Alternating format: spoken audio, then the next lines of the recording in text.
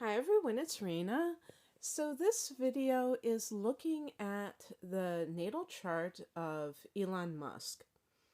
And it's really funny. I think as recently as a year ago, and at the time of this recording, it's early 2000s, February of 2025, so I would say sometime in 2024, I started paying attention to Elon Musk because have you ever like heard somebody's name in the news over and over and over again or in the media, a lot, and you just kind of like almost turn off to it because it's being mentioned so much. That's kind of how I was. I was like, it almost felt like, it's being pushed on me, like this person, and who is this person? I knew that he made Teslas, and I don't really care about cars because I don't drive, so it didn't even mean anything to me. But then I did start paying attention, and he started intriguing me in certain ways. Now I just looked it up, and he's the richest person in the world, and I didn't know that. I knew he was one of them, but I didn't know he was the richest person. Again, is that noteworthy? Yes, but it's not like, oh wow, I'm so impressed by that. Because I mean, he has over $400 billion. Because I've always been the type of person that's like, how can people who have billions of dollars just sit there with it when there are so many things you could do that would better the world? And I'm not saying he doesn't do anything good for the world,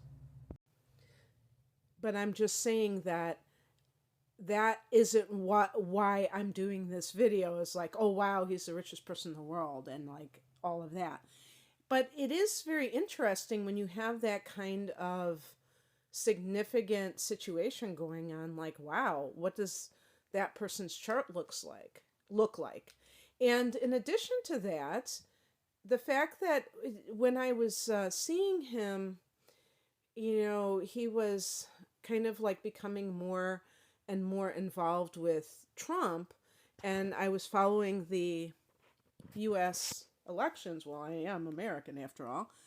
And I would see him with Trump, and so I got to observe him more for a longer period of time. And I was like shocked to learn that he was in his early 50s.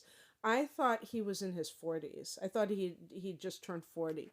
To me, he looks younger than his years. Again, that isn't to say, wow, he's so great because he looks younger, but it speaks to his playful spirit. And I also think, he's talked about being neurodivergent, and I think he said that he is actually autistic. Maybe he has Asperger's, which is mild on the spectrum of autism. Okay, is there anything in the chart that can show us that? Yes, there is, and I have actually done a video on that. If I think about it, which I probably won't after I'm done with this, I'll link it below. But I did one on neurodivergency. I think it was just on that. But anyway, I will talk about that. And he has a harem of, I call it a harem of women. But he's actually been, I don't know how many times he's actually been married or if he just has baby mamas. But he has like 10 kids or something like that. So he's got like a lot of quirky things happening because that doesn't happen a lot in 2025 for a man who's a millennial to have 10 kids. He's South African, so I always talk about him being an African American because people using that term don't realize that a white person can be an African American. And I've always been the kind of person that, like, if you can use the word white very casually, why can't you say black? Why do you have to have these euphemisms? So the thing is, what I'm trying to say here is that Elon Musk is accused of white nationalism, racism with some of his ideas, and I want to talk about what I think is going on there because I'm not, I don't know much about the South African situation. I can only imagine, what it may pertain to and how it has been something that may have been about, colonialism and that kind of thing. But uh, the point is that there are reasons why people are the way that they are that we can look at with astrology. And it can, the thing about life is that two things can be true at the same time. Someone can harbor certain beliefs that they may not realize that they actually harbor, and it informs their decisions. So the things that they say are revealing their inner prejudice, but at the same time they may not have hatred towards another group. So it's like we really dumb things down when we make things black and white. And this goes for anyone. To me, true bigotry is when you actually go and treat strangers who you don't even know, but if they have a certain skin color, or if they are not a certain weight, you're going to talk down to them. Or if they're, you know what I mean? All these isms. If they're older, if they're a senior citizen, and you're going to treat them like they're dumb and they don't know, that like they're senile. All of these things, that to me is when it's straight up bigotry. But when people, tend to think that certain groups do certain things, that is not the same as when they actually treat those people in that way. Or a woman being talked down to, or a man being talked down to, especially these days. It's okay to make jokes about men that are demeaning. People are given a pass, especially women are given a pass to do that. But the same thing doesn't apply when the tables are turned. So I want to look at these things, but I'm doing so in a nuanced way. So don't think that I'm a person of color, myself, but I don't identify with anything because, I'm mixed with, different ethnic, racial components. So I'm glad, because I don't want to identify with anything. I don't identify with being a woman. So when I talk about these issues, you're going to have to accept that I'm not going to come from the standard PC perspective, but I consider myself a progressive for sure. Okay, so first of all, Elon is a Cancer. He's an early degree Cancer, 5 degrees. The reason I even point that out is because if somebody's on the cusp with another sign, then they could very well take on those characteristics. 5 degrees, that's pushing it a little bit. That's not really cusp. His moon is in Mercury. His moon is in Mercury. His moon is in Virgo, and that's ruled by Mercury. And so they form a sextile. They're close enough in degrees. And that's really great to me, that's really great for an entrepreneur, because the moon can be your sense of security. And if you really want to go out in the world and do something, but you feel like, oh my God, I'm afraid to invest this money, or I'm afraid to invest this time, or drop out of college, or do whatever, even though I have this vision for myself, you might just kind of pull back and not do it, and then kick yourself later, regret it, because you realize that you were really playing it too safe. And this gives the person a nice balance with that, of the inner and outer needs. And I want to point out too that Cancer is a very cautious sign. He has Sun in Cancer, Mercury in Cancer, and his ascendant is in Cancer. It's the ruler of the 4th house of home and family. And it has to do with security and our roots, our foundations. So I think I read somewhere that there are more Cancer billionaires than any other sign. I don't, I would have to look that up to see if I'm right about that. But it makes a lot of sense. I think the water signs tend to be very good at conserving resources. Um, but, Earth, I mean, he's got this Earth and this water. His moon is in an Earth sign, Virgo. Both of these are part of the material world. So people with Earth and water, prominent, are going to be very well versed, comfortable with the material energy, and they can work with it very well. So, and Virgo can be a worrywart. The moon in Virgo can be the person who is, saying, what if, what if? So this combination, typically we would say, oh my gosh, this person might be overly concerned about having that security, but because it's in a sextile, maybe they have what they came into this world to accomplish, their outer goals with the sun. It's supported by the moon, so there's a sense of, I don't know, like inner security that can help. When Mercury is in Cancer, the person is thinking in terms of security. Like that is something that they're always, whatever they frame things in, it's going to be with their sense of security. Now, I want to point out something that is very interesting. So, ELON is, like I said, somebody from South Africa, and yet you could call the United States his adopted country. I think he might have lived in Canada also, but the United States is where he is currently really investing in.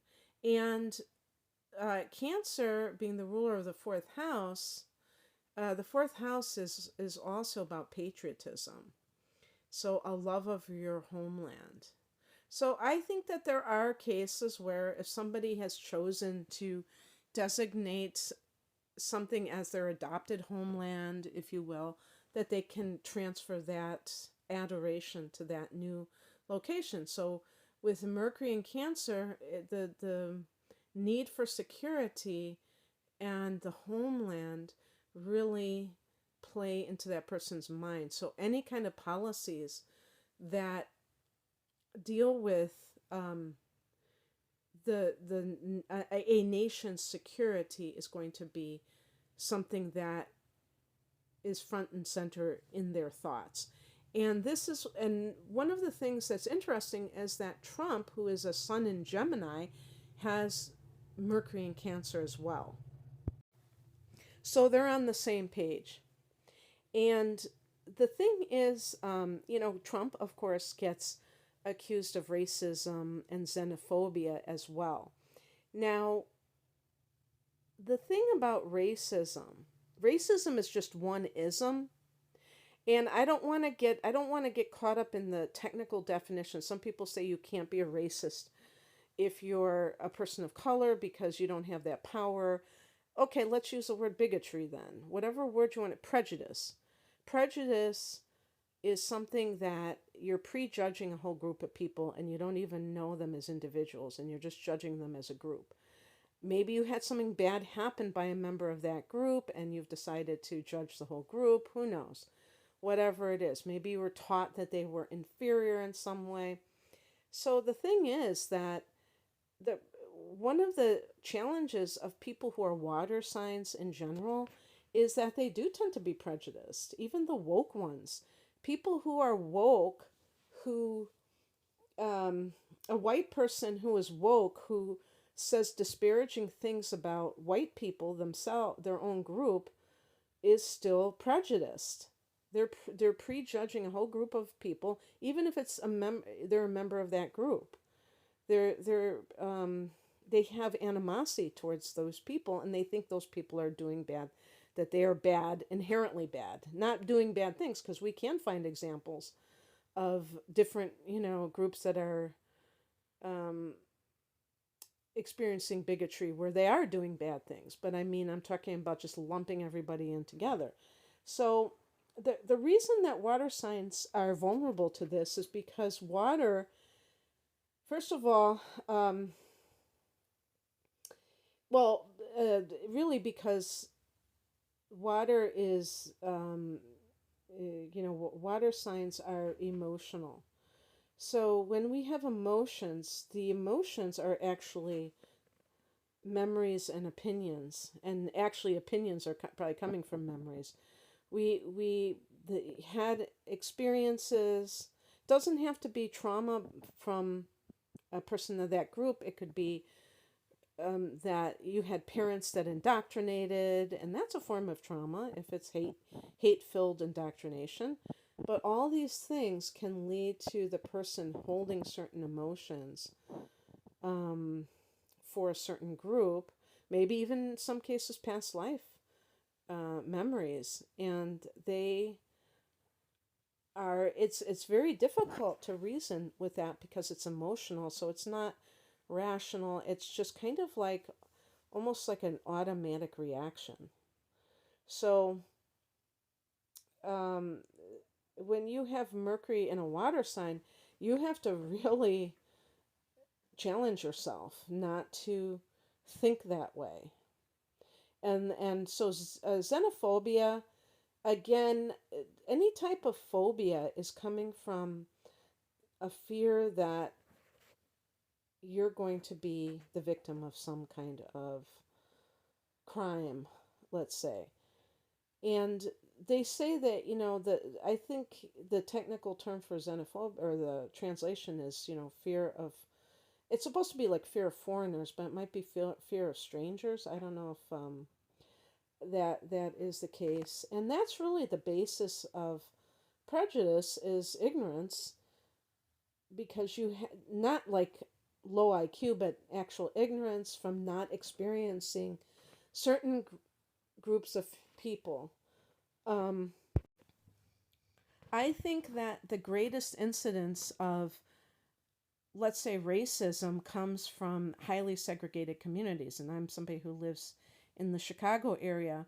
And we could look at it from both angles. We can look at it from people who are raised. Nowadays, if somebody is living in an exclusively white community, it's usually in rural types of environments. But, there might be some other places that are exclusively white, and they just have formulated an opinion, or formed an opinion based on things that they've heard, but that they haven't directly experienced. But in the inner city, the same thing. If it's just predominantly people of color and they're isolated from other people, it's easy to demonize them because they haven't really been around them. So that's what I'm talking about when I'm talking about bigotry. It can go both ways. And xenophobia is kind of like, even though it's not considered racism, it's in the same family of this idea of the other, this other that is different from you.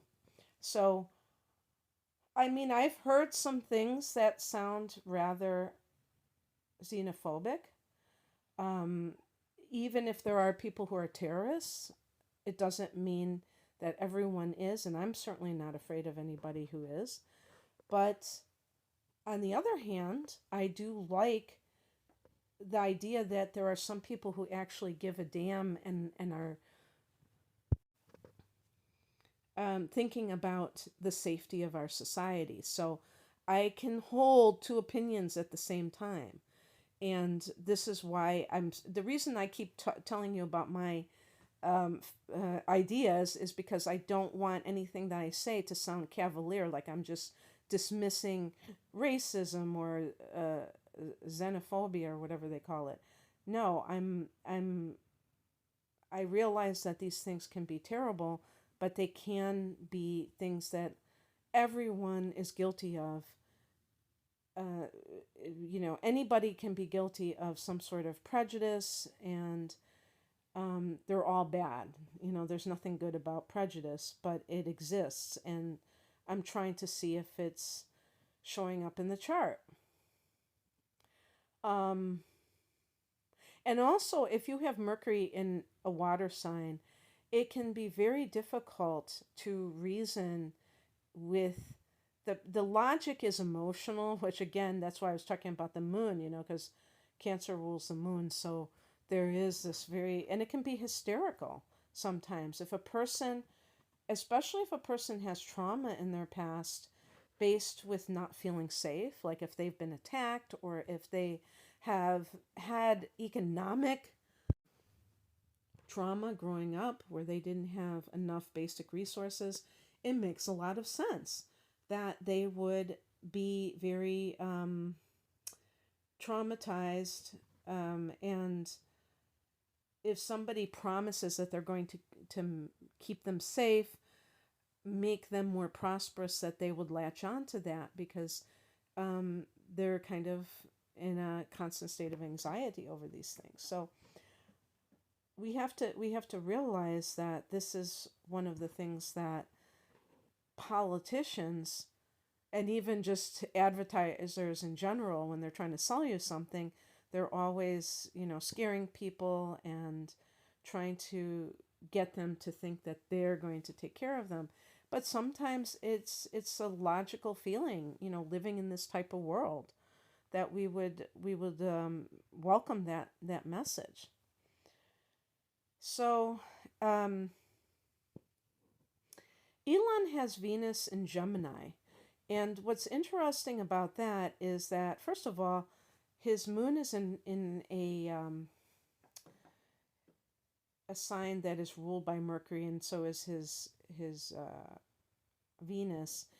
I thought that he had the moon in Gemini. I thought I read that someplace, or Gemini rising, but apparently that's not true.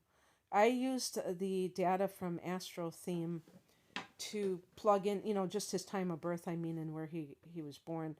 But I use astro.com because to me it's a cleaner type of a chart compared to the other ones that I've seen. So I plug it into my own thing. So I'm hoping that this is correct information. But anyway, let me tell you some of the things that really surprised me. But I just wanted to say about Venus and Gemini that this can, in a person's love life, it can lend to a very fickle nature. So typically a Cancer person is going to be very loyal and family oriented, meaning that they're going to stick with their family, traditional. And we see here with Elon that he's got a lot of baby mamas. And that means that he goes from one relationship to the next. Now, the last time I heard, he had put a few of his baby mamas together in one house with their children. So their children are living together. And I kind of admired that. It's certainly alternative, let's face it. It's very unusual to do something like that. And not surprisingly, he has 2/3 of Aquarius in his 7th house of committed partnership. So that makes a lot of sense. I would say, for somebody who is living, who has like these alternative ideas about partnership, that Uranian notion can be very out of the box, unconventional. And this is why I think that people are intrigued by him, because, on the surface, he gives the impression that he is quite traditional. If you have Cancer rising, you're going to seem like you're just like a very solid citizen. And in terms of his relationship issues, his descendant, which is the cusp of the 7th, is in Capricorn. It doesn't get more traditional than that. So what is up with that? Well, this is one of the things that is so interesting about a natal chart is that you can have the structure that creates a certain tendency, but the person can really emphasize certain characteristics that make it much more different than you would expect, and surprisingly so. So, in terms of, well, and then the last thing I want to say is he has Mars in Aquarius. So there you go. There's that Aquarian energy with his Mars position that really pushes this idea of, doing things his own way. So one thing I want to point out, I don't know, I'm hesitating to say this because I just don't like, in predictive astrology to even talk about potential death. The eighth house is one of those houses that could be death. And actually, JFK had Mars in the eighth house, and we know what happened to him. So, because of the dangerous territory that Elon and others are treading right now, he should, I'm sure since he's the richest man in the world, he has the best security possible. But already, but just saying that his Mars is in the eighth house. And the other thing about the eighth house is that it really, first of all, it could be somebody who is very sexual, and he does have this indicated he has Jupiter in the fifth house. Jupiter can be, the fifth house can be recreational sex or affairs. He might have a lot of affairs. And he has a square between Mars and Neptune. Sometimes this can be porn addiction. Neptune is photography. Mars is libido or sex. But on a higher level, for somebody that has the opportunity to just be with a lot of different women, has, many willing sex partners available, this person may be looking for the ideal partner on the physical level. And first of all, that would not necessarily be a wise thing, because that would imply that you can have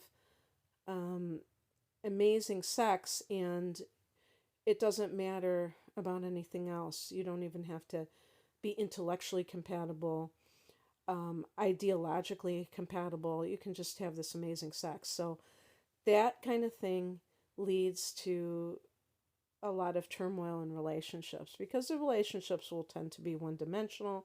I'm trying to think of other reasons why he might be a horn dog. There was something else that suggested that to me. I think it was. But anyway, just having Mars in Aquarius is like, I'm going to do things my own way, my way or the highway. And so it's difficult when you have a lot of cardinal activity going on and then Mars in a fixed sign, because the person may be very much acclimated to being in a leadership role, but they're also not really willing to compromise. When Mars is in a fixed sign, they tend to want to do it their way. But if the person is smart enough, that could indicate that that their way is probably better, so it's not to say that their way is inferior either. So let's see, there was other things I wanted to talk. Oh, well, I want to talk about his neurodivergency. In the third house, which is the house of the mind, he has Uranus and he has Pluto. Apparently, Pluto is in Virgo. let's see. Yeah. And Uranus is in Libra, but they're both in the third. The big thing is Uranus here, because Uranus is the ruler of Aquarius, and this is the house of the mind. So it can be the person with a very, like neurodivergency. They're not like the norm when it comes to how their mind works. And this can run the gamut. You might have somebody who has this and is, maybe they have ADD. I can't remember if I had seen this anywhere in astrological information, to me, it's mostly about the way that information is processed. Because when somebody has Uranus, they can be very intuitive, but that means that they may not be very good at the conventional way of taking in information and communicating it. So I'm saying all of this because I sometimes get people who write to me and say, "Oh, I have to put your videos at double speed because you talk too slowly." And I'm somebody who went to school in the 70s, elementary school, and they didn't have ADD. There was no such thing, but there were people who had it, and I bet I'm one of them. And when you're somebody who has ADD, you may be brilliant as hell, but you may also have a difficulty speaking extemporaneously off the top of your head, just complete flowing language. And then if you try to script things, it's very stilted. So it's not really conducive to that. This is one of the reasons why people have to realize when you criticize someone, you're really criticizing who they are. I mean, what they're capable of. Sometimes, not all the times, obviously. So keep that in mind with how people express themselves on YouTube. If you think that they should do it differently, because it's not that doable. Sometimes you can't just flip a switch and be completely flowing in your speech when you're somebody who might struggle with that. But the interesting thing about this, when you have Uranus in the third house, or when you have a conjunction between Mercury and Uranus, or Mercury and Aquarius, I suppose, too, all of these things, is that you may have a very brilliant mind, but it's unique. And the reason that being unique is so important is that the opposite of that is somebody who's derivative, somebody who copies others, and they don't really have any original thoughts. This is the inventor's mind, having Uranus in the third house. Aquarius is the inventor. And oh my gosh, not surprisingly, he has a square between Uranus, between Mercury and Uranus, as well as the Sun in Uranus. And that's another thing, because I have that square too, and I was talking about these misfits in society, and I was saying the hard angles between the Sun and Uranus. And by the way, Trump has a conjunction between the Sun and Uranus. So even Trump can display oddball behavior, but it's well received. When somebody has a square or an opposition from like the Sun to Uranus, or in this case also Mercury to Uranus, this is going to make an impression that is not necessarily favorable. They're not going to get the reaction of, "Oh, wow, you're out of the box," and that makes you interesting. They're going to see it more as being an oddball. And that's where the Asperger's may come in with some people, where other people don't get it. Sometimes a person is different and other people are willing to accept that difference. But sometimes it doesn't work out that way. But as you can see with somebody like Elon Musk, it doesn't doom them to a life of failure. So, it just, as a matter of fact, a square can propel you to really push harder and try to overcome something. He also has a square between Mercury and Chiron. So that can be, something to do with the mind, the intellect is wounding. Again, having Asperger's, having maybe struggling. I don't know his past and what he may have, why he thinks if he got diagnosed as having Asperger's and what that entails for him. But whatever that means for him, it could be something that was very painful. But look, he has healed from it because he's hailed as a genius. He's hailed as somebody who's a visionary. So this is a perfect example of how you can have a hard angle and with something that is very challenging like Chiron and still emerge victorious. So if you have anything in your chart that is like that, just keep that in mind. His Mercury is also right there at the ascendant, so that is part of his image, is somebody who is brainy. And, of course we do see that. But here is a very interesting thing. He has the Sun and Venus in the 12th house.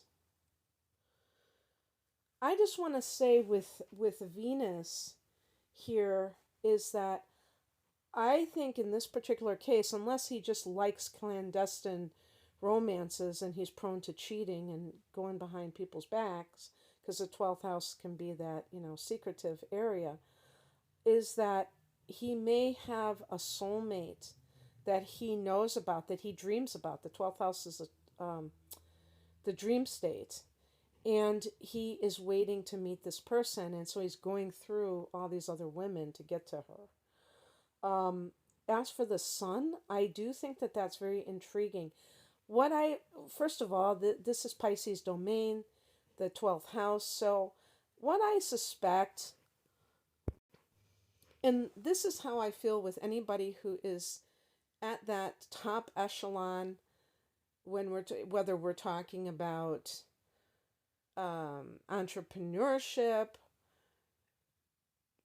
an artist, any kind of area, is that they are highly spiritual or tuned into the spiritual realms. And the 12th house is the spiritual realms. The 12th house is the Akashic records, which is it's about past lives, but future lives as well. I'm assuming the Akashic records it contains the hard drive of humanity's actions. And, it's like the true history of all of us. Sometimes, if you ever get an Akashic records reading, they're going into your Akashic records. And the point is that this type of person at the top of their game, like somebody who is inventing these things, they're tapping into universal consciousness. They're tapping into God consciousness when they're doing this. The writer who is so prolific, and sometimes they're writing about these imaginary worlds where I don't think that they're necessarily imaginary. I think that they may be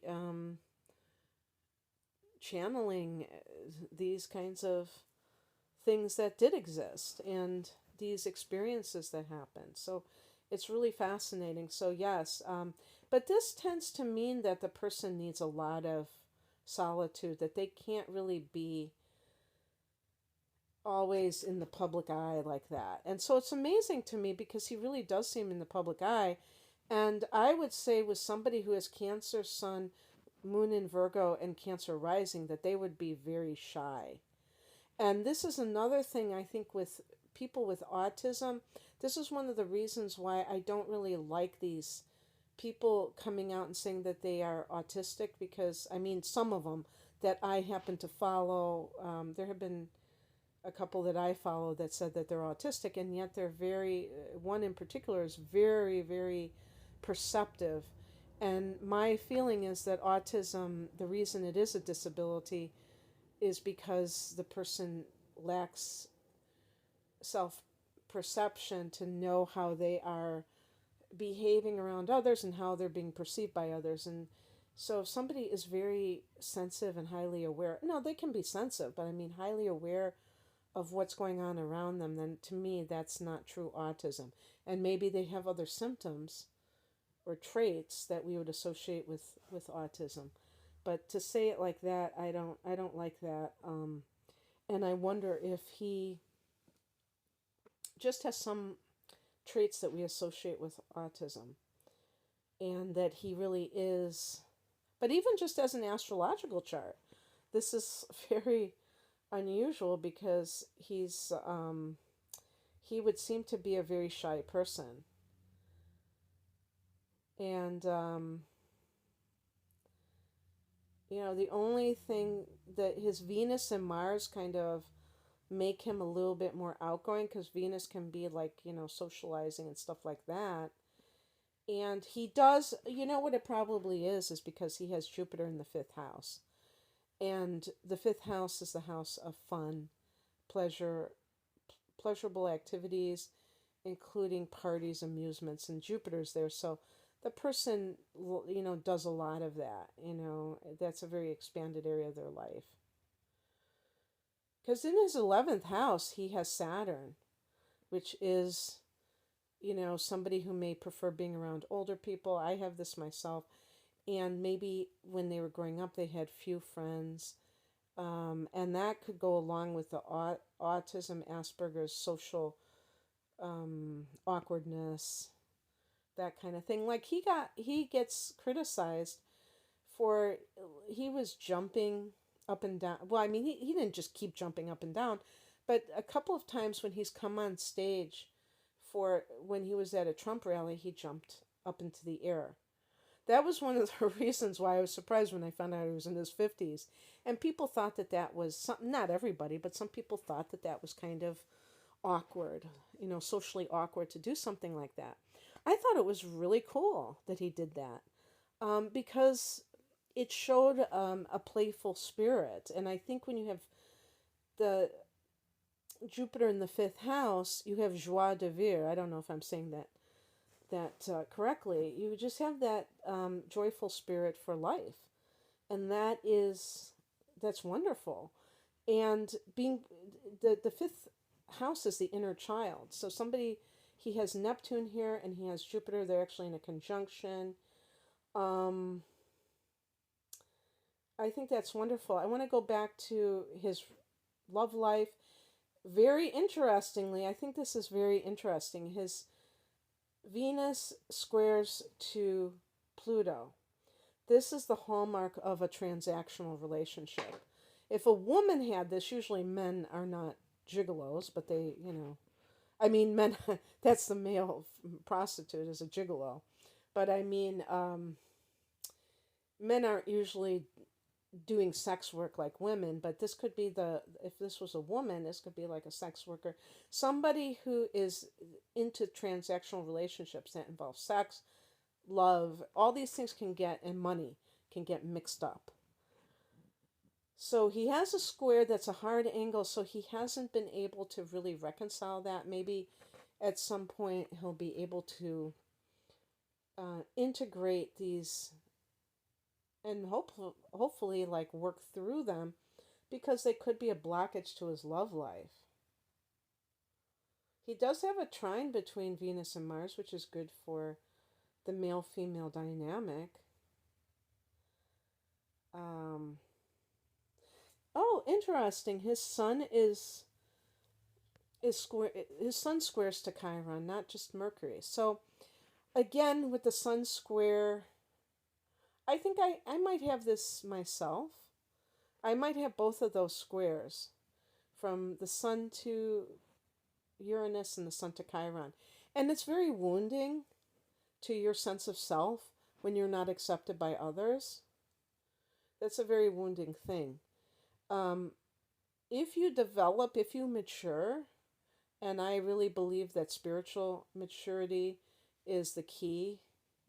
It's not just to me about becoming successful in the outer world. And a lot of people, unfortunately, when they're trying to resolve this type of thing, they go into that but they're still looking for outer validation. The true thing is to understand the nature of the self and to understand the ego and how these things can be an illusion.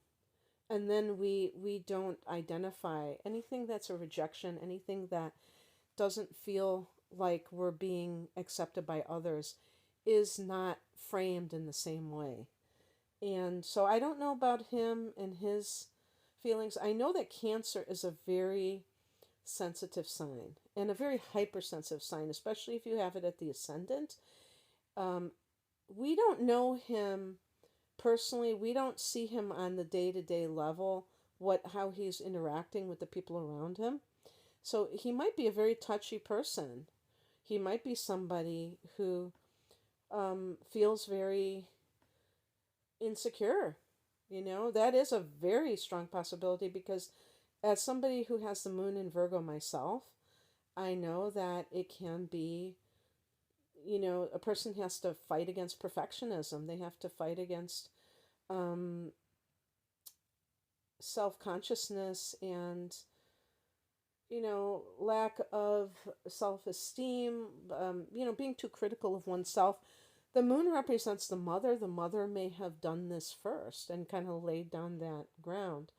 And then, the person can just take it over from there when they become an adult. So we have to understand that somebody can be a billionaire or multi-billionaire, the richest person on the planet, and they can still have very human issues that they're dealing with. So in terms of money, what's going on? I think it's so strange that his ruler, the moon, is in the second house of finance, because that the moon can represent fluctuation. So certainly it's not something that may feel very stable for that person. And because of that,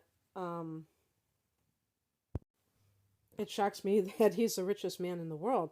But I think he had some time when he lost all his money. I'm not really sure. I should have done, just like the basic background check to see what his trajectory has been to get where he's gotten. So anyway, the thing that I would say two more things about this. That possibly, and this is also because of his Cancer energy, that he is motivated by the desire for security and that no amount of money feels secure to him. So that's why he just keeps making more and more, because that's certainly, I know that sounds absurd, crazy that anybody could feel that way if they had like almost $500 billion, but that's just how it is. And that propels them to do it, because some people are easily amused or easily satisfied with how much money they have. And they're not really motivated by money. They're not that materialistic that they're going to be motivated. So it can be something emotional within him. I don't know if he was raised in already like an upper middle class type of family, or because that to me is always interesting. If the person is raised where they come from money, how can you really feel that sense of hunger to be able to want to make more? Because, yeah, you might want to maintain your status quo, and your status quo might be quite high compared to the average person, but even that, I mean, if you have everything handed to you, you might be quite complacent. So to me, that's a bit of an outlier. Although Mars in the eighth house, who knows? Maybe that is the eighth house can be other people's money, and Mars can be that sense of urgency. Like I have to, I was going to say I have to take other people's money, but I don't mean it like that. Because the eighth house, if since it is dealing with other people's money, we could say it deals with investments. And the fifth house is speculation. Of course, we usually think of gambling, but I've heard in, the stock market might be fifth house too, because let's face it, it's just glorified gambling. And he has Jupiter there, and he has Neptune, so he may be very intuitive about investments that pay off. I don't know how he made his money. Something with tech long ago, and then he just builds on it or invests it, and you get to where you get. So anyway, I realize that that's a bit of a superficial analysis of that aspect of it, but what can I say? And also, having the sun in the 12th house can be the person who is in tune with suffering at a deep level. This person is an empath. So it is very strange to me that he is this multi-billionaire type of person, because he would know that there is a lot of suffering of humanity. Maybe he figures that even if he gave away every last, well, I was going to say every last billion, but you wouldn't have to give away $1 billion to each person. But I wonder how much I should say how many people could he give $200,000 to, and divide it by $500 billion. Like, how much would that be? Because that would still probably leave out people. How many people do we have on this planet? We have like 8 billion people. So if you look at it from that standpoint, if he has, he'd only be given $7 to everyone. If he gave money to every person on the planet. So maybe that's how he sleeps at night. I don't know. But the point is that I'm a little bit surprised with some of the financial stuff. If anyone can see anything else in his chart, well, he has Jupiter sextiling Pluto, and Pluto can be wealth, and this could be like financial empowerment too. So, yeah, if you have any other insights, please list them below. Also, the sun in the 12th is highly psychic. So anybody who's highly psychic, I think, can do well financially. I've actually followed a couple of people on social media who have backgrounds in being stockbrokers, and I'm like, how does that even work? How do you go from being a stockbroker to being a spiritual teacher or a channeler? There has to be some materialism there, I would think, for that person to do it. Or maybe they're just being pragmatic and they're saying, money equals freedom, and I want to be free first before I do the spiritual stuff that might not keep me free, and I might have to maybe I would have to do personal readings, and I don't want to do that. I want to kind of keep my energy more impeccable for my channelings or something like that. Who knows? So thanks for listening, if anybody is still listening after all this. But whatever point that you listen to, I'm happy. I want to give you a cookie if you listen to the end, though. And if you'd like a personal reading, the link is below. Take care. Bye.